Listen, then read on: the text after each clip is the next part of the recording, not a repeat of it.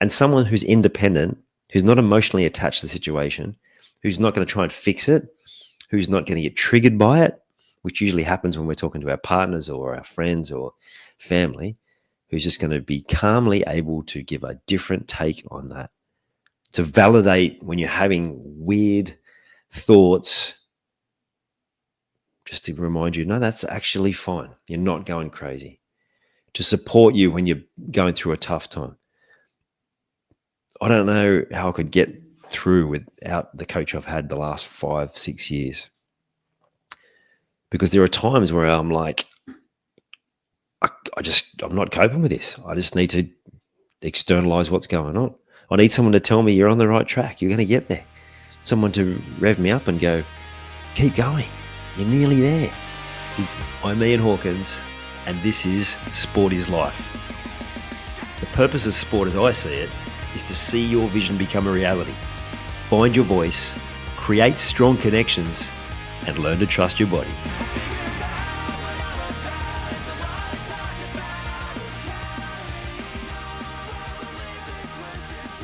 On last week's interview episode with Darren Holder, he was talking about in Australia how we call our mental performance coaches sports psychologists, and he said to our detriment. Most other countries, they call them mental performance consultants or words to that effect. And he said there's a certain stigma attached to the word psych or psychologist, particularly in Australian culture. It's sort of seen as where you would go when something's gone wrong. And he said, but when you want to be in high performance, it's not about visiting your mental strength person when things are going wrong, but it's like, here's the level I'm at. How can I continue to get better? And if you look from a sports perspective, that's a no-brainer. I'm sure if you've played, well, I bet you have played sport, but in any other sport you've played, you've always looked to continue to improve. That's human nature, especially if you've got that competitive edge. You've got that athletic spirit where you want to win, or at the very least, you want to give yourself the best chance of a good performance and ultimately to have success. So if that's true in sport, why would you not then apply that same logic to other areas of your life? Why is there also a culture in Australia of, it's good enough?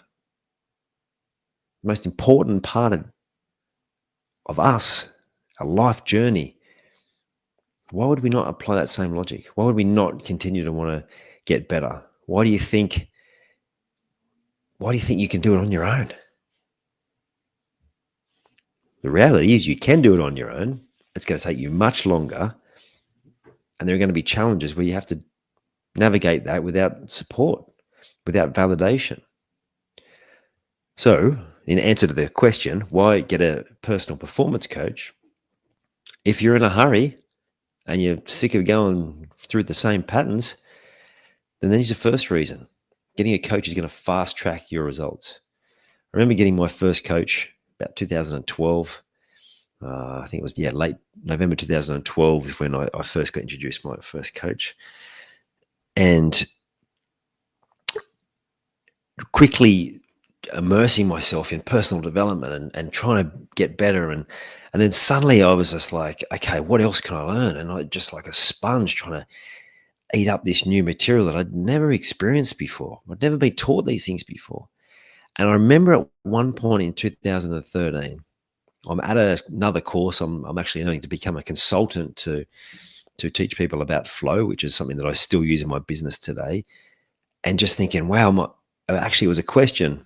It was a question put to the group and we had to answer it, introduce ourselves. And that's what I answered. It's like, I feel like my personal growth and my life is accelerating, and at times it feels like it's out of control because I'm improving so much, I'm learning so much, and I just have this thirst to get better.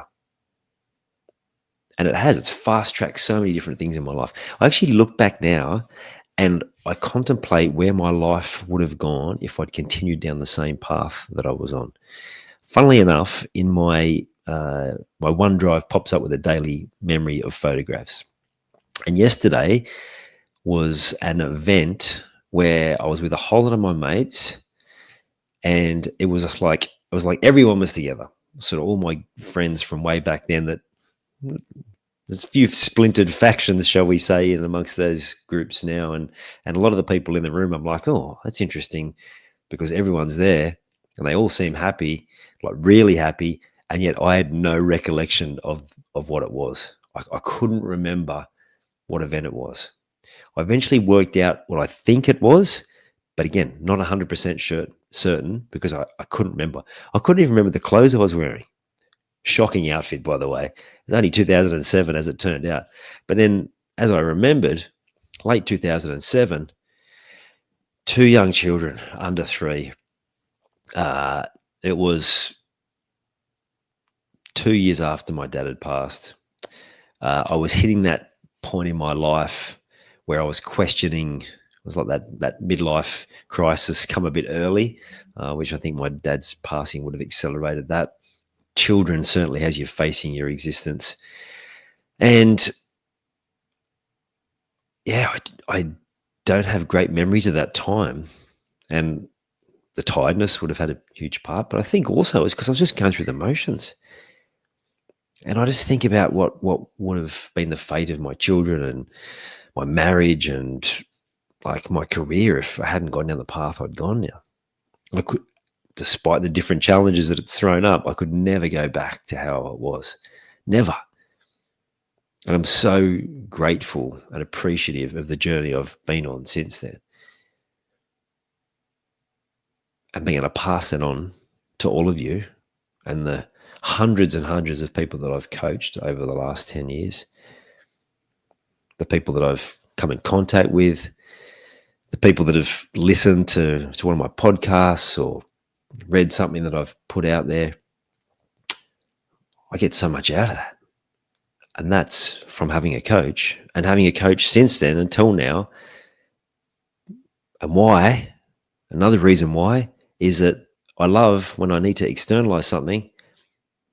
I don't have to wonder. I don't have to keep playing it in my head. I don't have to have all these different thoughts. I get to externalize it, have someone repeat it back to me, ask good questions, and suddenly it all makes sense.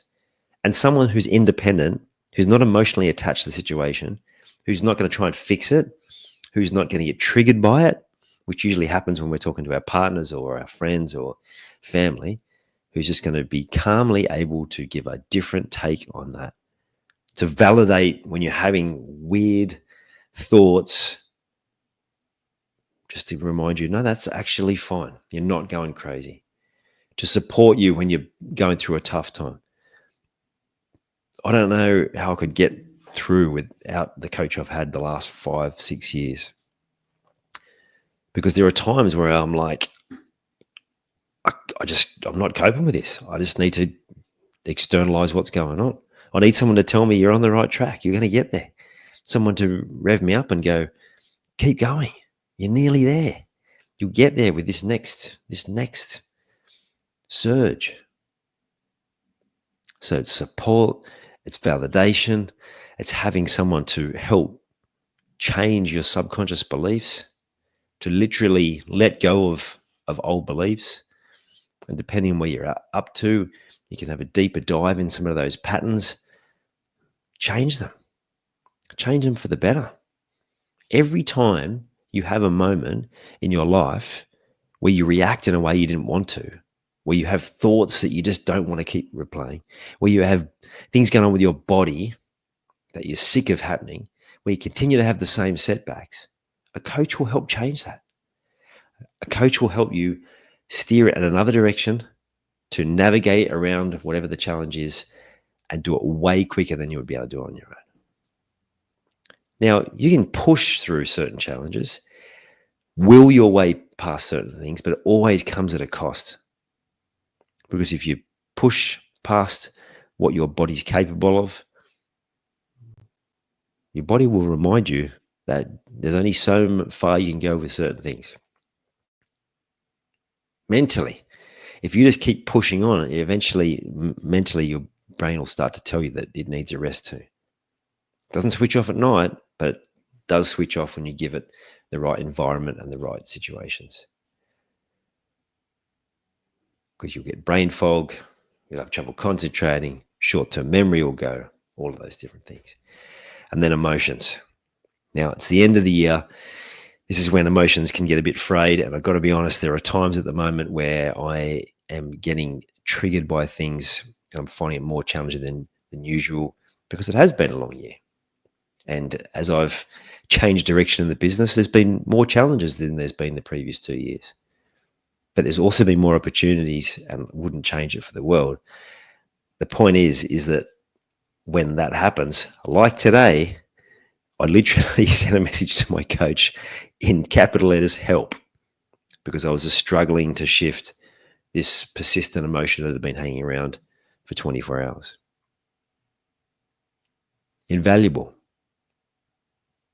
Now, can you imagine what it would be like not to have to sit there every day thinking, oh man, no one gets me, no one understands.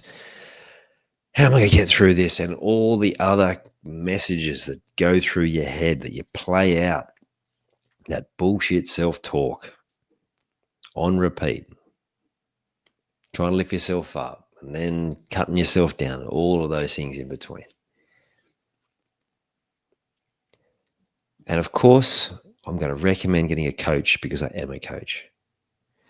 And I say to people all the time, if I have a conversation with them and they're not ready to work with me, I highly encourage them to seek out help somewhere else.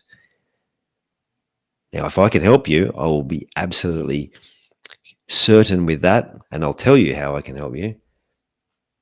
But if I can't, I'll be honest about that too, but I will point you in the right direction if I think that's what you need.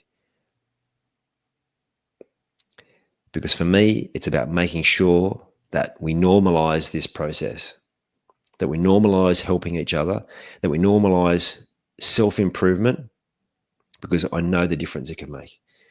I remember those first 2 years of personal development, I would have annoyed the shit out of people because I couldn't wait to tell people, dude, you should do this, you should do that, because I was just so excited myself about the changes that I've made.